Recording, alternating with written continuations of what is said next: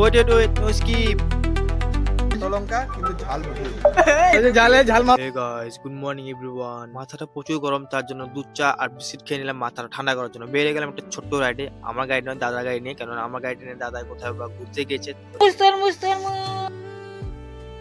ঘরে সিলিন্ডার শেষ 1 মাস হয়ে গেল, তাও ঘরে সিলিন্ডার আসছে না। এখন যাই হলো একটু মারপিট করার জন্য, কেননা সিলিন্ডার ছাড়া তো জীবনটা চলবে না। এখনো যুদ্ধ করার দমটা এখনো শরীরের মধ্যে আছে আমার। তোমরা দেখতে পাচ্ছ এখানে শিকল দিয়ে বাঁধা রাখা হচ্ছে সিলিন্ডার গুলো। বাট এখানে একটা সিলিন্ডার যদি গায়েব হয়ে যায় তার মাথায় হ্যাং মেরে দিবে। বাট এখন সিলিন্ডার যা প্রচুর দাম, 3-4 হাজার টাকা দিয়েও সিলিন্ডার পাওয়া যাচ্ছে না এখন।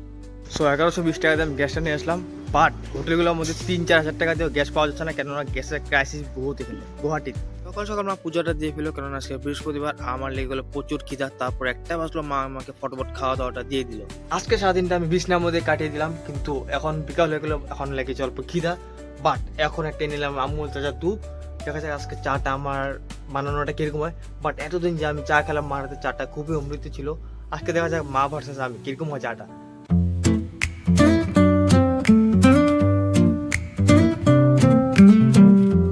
ফাইনাল চেক, দেখা যাক চাটা খেয়ে কিরকম হয়েছে।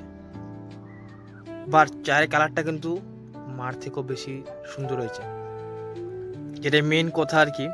চায়ে চিনি কম। ক্লাবে এসে বললাম একটা ফ্যান খারাপ হয়েছিল, যাই হোক ঠিক করে দিলাম। এখন চলে গেলাম খেলাধুলা করতে। ছোট লঙ্কা ঝাল বেশি, ছোট লঙ্কা কিন্তু ঝাল বহু। ঝাল মালটা